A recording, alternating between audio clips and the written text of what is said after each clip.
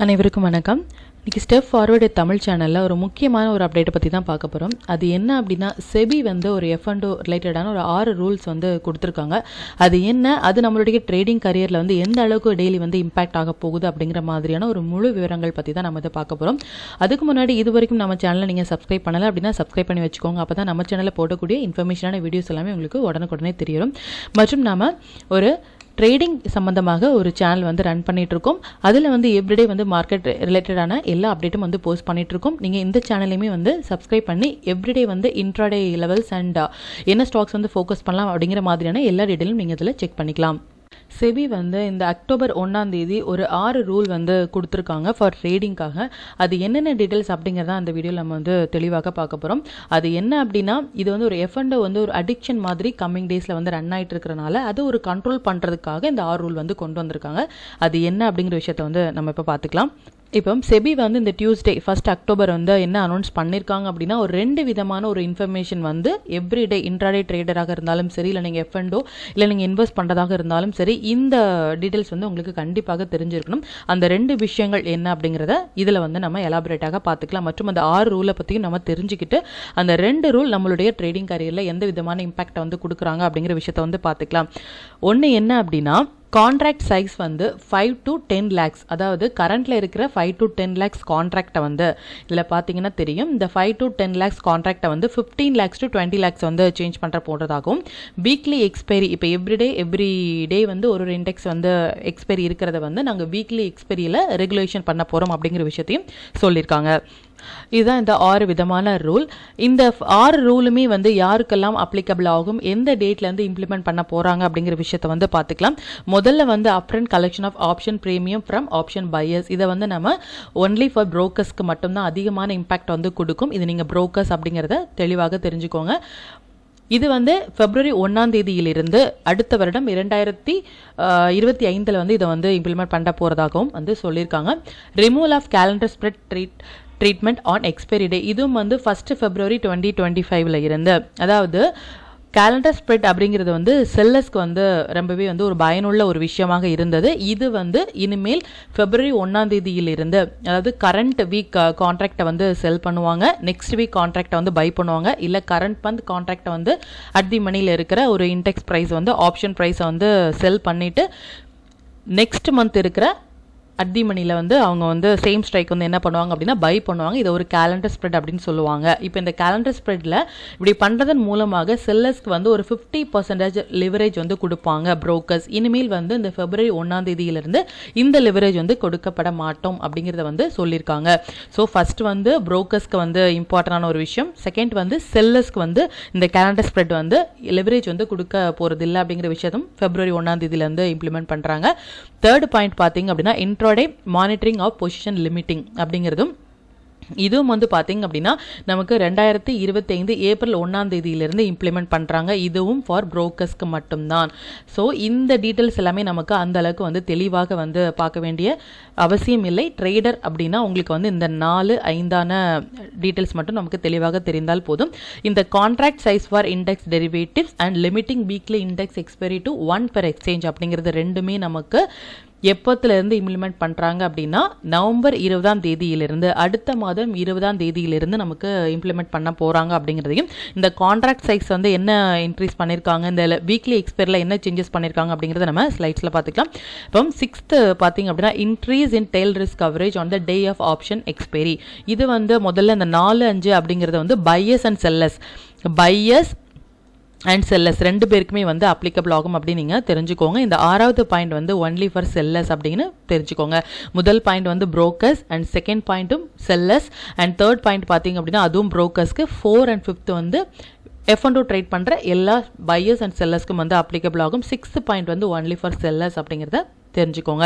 இந்த 6th பாயிண்ட்ல என்ன சொல்ல வராங்க அப்படின்னா, செல்லர்ஸ் வந்து இதுக்கப்புறமாக எக்ஸ்பைரி டேல வந்து ட்ரேட் எடுக்கும் பொழுது ஒரு 2% ஆஃப் அவங்களுடைய கேபிட்டல் வந்து லிவரேஜஸ் வந்து எக்ஸ்ட்ரா இருக்கணும் அப்படிங்கிறதும் சொல்லியிருக்காங்க. இப்போ செல்லர்ஸ் வந்து ஒரு ஸ்ட்ரைக் ப்ரைஸ், அதாவது அட் தி மணியில் இருக்கிற ஒரு ஆப்ஷன் வந்து அவங்க செல் பண்ணுறாங்க அப்படின்னா, நிஃப்டியை பொறுத்த வரைக்கும் ஒரு 1 lakh வந்து அவங்க யூஸ் பண்ணுறாங்க அப்படின்னா, இனி கம்மிங் டேஸில் நவம்பர் 20 ஒரு 2% ஆஃப் அவங்களுடைய கேபிட்டல் வந்து அதிகமாக இருக்கணும் ஒன்லி ஃபார் எக்ஸ்பைரி டேல அப்படிங்கிறத சொல்லியிருக்காங்க. ஸோ அப்போ இதுக்கப்புறமாக எக்ஸ்பைரி டேயில் 1,20,000 இருந்தால் மட்டுமே அவங்களால எக்ஸ்பைரி டேயில் வந்து ட்ரேட் எடுக்க முடியும் அப்படிங்கிற விஷயத்தை வந்து இந்த 6வது பாயிண்ட் மூலமாக சொல்லியிருக்காங்க. இப்போ 4-5 மட்டும் நம்ம தெளிவாக பார்த்துக்கலாம். இந்த 4வது பாயிண்ட்ல வந்து contract size for index derivatives அப்படின்னு சொல்லியிருக்காங்க. அதாவது with effective from November 2024 SEBI has increase the minimum contract size. நம்ம முதல்ல சொன்ன மாதிரி 5 லட்சத்துலேருந்து 10 லட்சமாக இருந்த கான்ட்ராக்ட் சைஸை வந்து 15லேருந்து 20 வரைக்கும் இன்க்ரீஸ் பண்ணுறோம் அப்படிங்கிற விஷயத்த சொல்லியிருக்காங்க. அது என்ன அப்படின்னு பார்த்துக்கலாம். இதான் வந்து கான்ட்ராக்ட் சைஸ் பற்றின டீட்டெயில்ஸ். இதில் கரண்ட்டாக இருக்கிறது பார்த்தீங்கன்னா நிஃப்டி வந்து இப்போ 25,000ல் ட்ரேட் ஆகிட்டு இருக்காங்க. பேங்க் நிஃப்டி வந்து 55ல் வந்து 50,000ல் வந்து ட்ரேட் ஆகிட்டு இருக்காங்க. பட் குவான்டிட்டி பார்த்தீங்க அப்படின்னா ஒரு லாட் சைஸ் வந்து நிஃப்டியை பொறுத்த வரைக்கும் 25 குவான்டிட்டி ஆகும். பேங்க் நிஃப்டியை பொறுத்த வரைக்கும் 15 குவான்டிட்டி ஆகும் வந்து ஒரு லாட் வந்து இப்போ ரன் ஆகிட்டு இருக்கு. அதனுடைய கான்ட்ராக்ட் சைஸ் பார்த்தீங்க அப்படின்னா 25,000 into 25 and 55,000 into 15 நீங்கள் போட்டிங்க அப்படின்னா நிஃப்டியை பொறுத்த வரைக்கும் 6,25,000 பேங்க் நிஃப்டியை பொறுத்த வரைக்கும் 8,25,000 கான்ட்ராக்ட் சைஸ் வந்து இப்போ கரண்ட் பொசிஷனில் வந்து ரன் ஆகிட்டு இருக்காங்க. இதில் வந்து எந்த சேஞ்சஸ் கொண்டு வர போகிறாங்க அப்படின்னா கான்ட்ராக்ட் சைஸில் வந்து அவங்க ட்ரேடிங் ப்ரைஸில் வந்து அவங்க எந்த விதமான ஒரு சேஞ்சஸும் கொண்டு வர போகிறதில்ல. ஃபியூச்சர் மே எக்ஸ்பெக்ட் நாம் எதிர்பார்க்குறதுன்னு பார்த்தீங்கன்னா நிஃப்டியில் வந்து இப்போ 25ல் ட்ரேட் ஆகிட்டு இருக்கிற ப்ரைஸ் வந்து குவான்டிட்டி வந்து மேபி 25ல் இருந்து அவங்க 50 ஆக்கலாம். அண்ட் பேங்க் நிஃப்டி வந்து 15ல் இருந்து அவங்க 25 or 50 ஆக்கலாம். இல்லை நிஃப்டி கூட 50 to 75 வரைக்கும் சேஞ்சஸ் நடக்கலாம். அப்படி ஆகும் பொழுது இந்த 25 into 50 equal to 12,50,000 ஆகும். 55 into 25 equal to 13,75,000 ஆகும் வந்து கான்ட்ராக்ட் சைஸ் வந்து இன்க்ரீஸ் ஆகிறதுக்கான வாய்ப்புகள் அதிகமாக இருக்கு. இந்த கான்ட்ராக்ட் சைஸை வந்து அதிகப்படுத்துறதுக்காக தான் இந்த 4வது பாயிண்ட் வந்து கொண்டு வந்திருக்காங்க. இந்த கான்ட்ராக்ட் சைஸ் வந்து அதிகப்படுத்துறது வந்து F&O ட்ரேடருக்கு வந்து எந்த விதமான இம்பாக்ட் வந்து ஏற்படுத்துது அப்படின்னு நம்ம பார்த்துக்கலாம்.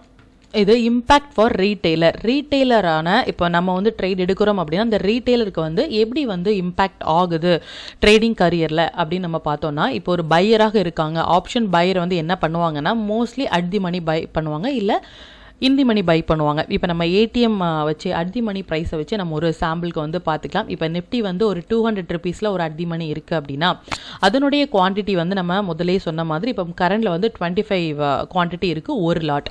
இப்போ ஒரு லாட் வந்து 25க்கு ரன் ஆகிட்டு இருக்கும் பொழுது அதனுடைய பை ப்ரைஸ் வந்து 5,000 ஆகவும், பேங்க் நிஃப்டி வந்து இப்போ அட் தி மணி வந்து 400க்கு வந்து ரன் ஆகிட்டு இருக்கும் பொழுது ஒரு லாட் வந்து 15 குவான்டிட்டி ஆகும் ரன் ஆகிட்டு இருக்கு. இப்போ நாம் அதை ஒரு லாட் பை பண்ணுறதுக்கு நமக்கு 6,000 வந்து தேவைப்படும். இதுக்கப்புறமாக இந்த குவான்டிட்டியை வந்து இன்டூ ப்ளஸ் வந்து 25 அண்ட் இது வந்து ஒரு 25 இது வந்து ப்ளஸ் 25 அப்படிங்கும் பொழுது நமக்கு 50 குவான்டிட்டி ஆகும். பேங்க் நிஃப்டி வந்து ஒரு 25 வரைக்கும் சேஞ்ச் ஆகும் பொழுது என்ன ஆகும் அப்படின்னா இந்த 5,000 ரூபாய் வைத்து நம்ம நிஃப்டியில் ஒரு லாட் வாங்க போகிறது. இதுக்கப்புறமாக நமக்கு ஒரு 10,000 ரூபாய் இருந்தால் மட்டுமே நம்மளால் ஒரு லாட் நிஃப்டி அட் தி மணியில் பை பண்ண முடியும். பேங்க் நிஃப்டியை பொறுத்த வரைக்கும் 6,000 ரூபாய்க்கு நம்ம பை பண்ணிட்டு இருக்கோம் அப்படின்னா இதுக்கப்புறமாக ஒரு 10,000 ரூபாய் இருந்தால் மட்டும்தான் நம்மளால் ஒரு லாட் வந்து பேங்க் நிஃப்டியை பொறுத்த வரைக்கும் நம்மளால் அட் தி மணியில் பை பண்ண முடியும் அப்படிங்கிறத வந்து இதில் நம்ம பார்த்துக்கலாம்.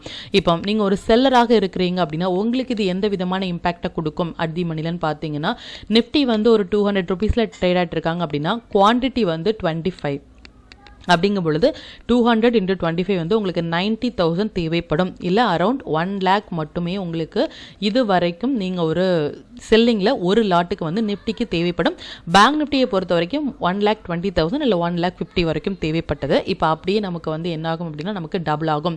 நிஃப்டியை பொறுத்த வரைக்கும் மேபி நமக்கு 1,50,000 இருந்து ஒரு 2 lakh வரைக்குமே ஒரு லாட் வந்து உங்களுக்கு செல் பண்ணுறதுக்கு இதுக்கப்புறமாக உங்களுக்கு அமௌண்ட் வந்து நவம்பர் 20ஆம் தேதியிலேருந்து செல்லர்ஸ்க்கு வந்து தேவைப்படும்.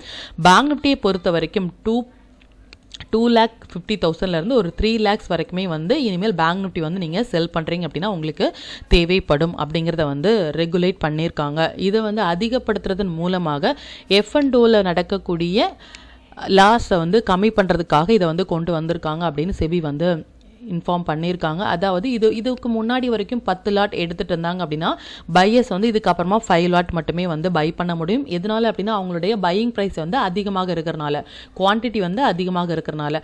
அதே மாதிரி செல்லர்ஸ்க்கும் பார்த்தீங்க அப்படின்னா அவங்களும் ஒரு 10 லாட் பண்ணுறாங்க அப்படின்னா இதுக்கப்புறமாக அவங்க ஒரு 5 லாட் மட்டுமே அவங்களோட சேம் கேபிட்டலை வச்சு அவங்களால பண்ண முடியும் அப்படிங்கிற விஷயம் தான் இந்த 4வது பாயிண்டில் வந்து தெளிவாக கொடுத்துருக்காங்க.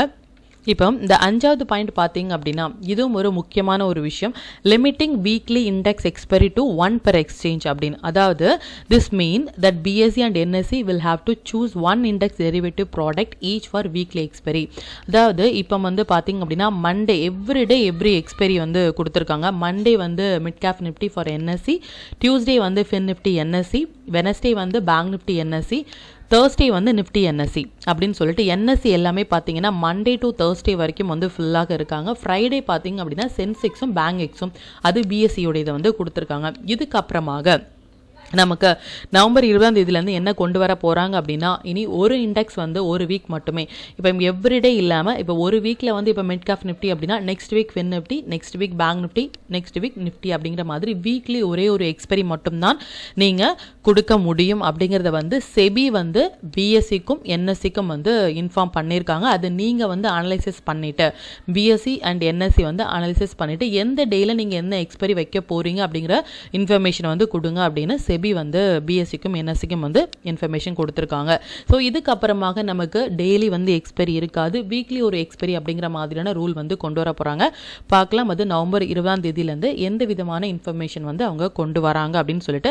இது அந்த அளவுக்கு நமக்கு ஒரு பாதிக்குமா அப்படின்னு கேட்டிங்கன்னா ஒரு F&Oவில் வந்து எவ்ரிடே வந்து நிறைய F&O ட்ரேடர்ஸ் வந்து என்ன பண்ணுவாங்க அப்படின்னா எக்ஸ்பைரி டேயில் மட்டுமே வந்து ட்ரேட் எடுப்பாங்க. எதனால் அப்படின்னா ஒரு கம்மியான அமௌண்ட்டில் குவான்டிட்டி வந்து அவங்களால அதிகமாக வாங்க முடியும் அப்படிங்கிறனால அவங்க அதிகமான ஒரு குவான்டிட்டி வந்து எக்ஸ்பைரி டேயில் வாங்குவாங்க. இதுக்கப்புறமாக இனிமேல் அவங்களால எவ்ரிடே வந்து ட்ரேட் எடுக்க முடியாது. வீக்லி ஒரே ஒரு எக்ஸ்பைரி டே மட்டும்தான் இருக்கும். 2 இயர்ஸ்க்கு முன்னாடி இருந்த அதே சேஞ்சஸ் தான் இப்போவும் நமக்கு கொண்டு வந்திருக்காங்க. இதுக்கு முன்னாடிலாம் பார்த்தீங்கன்னா வீக்லி ஒரு எக்ஸ்பைரி தான் இருந்தது. மற்றும் நிஃப்டி வந்து பார்த்தீங்கன்னா 75 வரைக்குமே இருந்தாங்க. பேங்க் நிஃப்டி வந்து குவான்டிட்டி வந்து 50 வரைக்குமே இருந்தாங்க. இப்போ தான் வந்து அதை கம்மி பண்ணி கொண்டு வந்திருக்காங்க. அகைன் வந்து இதை ரிவைஸ் பண்ணிட்டு இருக்காங்க. இது வந்து ரொம்ப ஒரு பெரிய பாதிப்பை ஏற்படுத்துமா ட்ரேடர்ஸ்க்கு அப்படின்னு பார்த்தீங்கன்னா எந்த விதமான ஒரு பாதிப்பும் அதிகப்படியாக இருக்க போறதில்ல. ஒரு ஸ்ட்ராட்டஜி ஒரு சிஸ்டம் வச்சு நீங்க ட்ரேட் எடுக்கிறீங்க அப்படின்னா உங்களுக்கு எந்த விதமான பாதிப்பும் இந்த ரூல்னால உங்களுக்கு வரப்போறது இல்லை.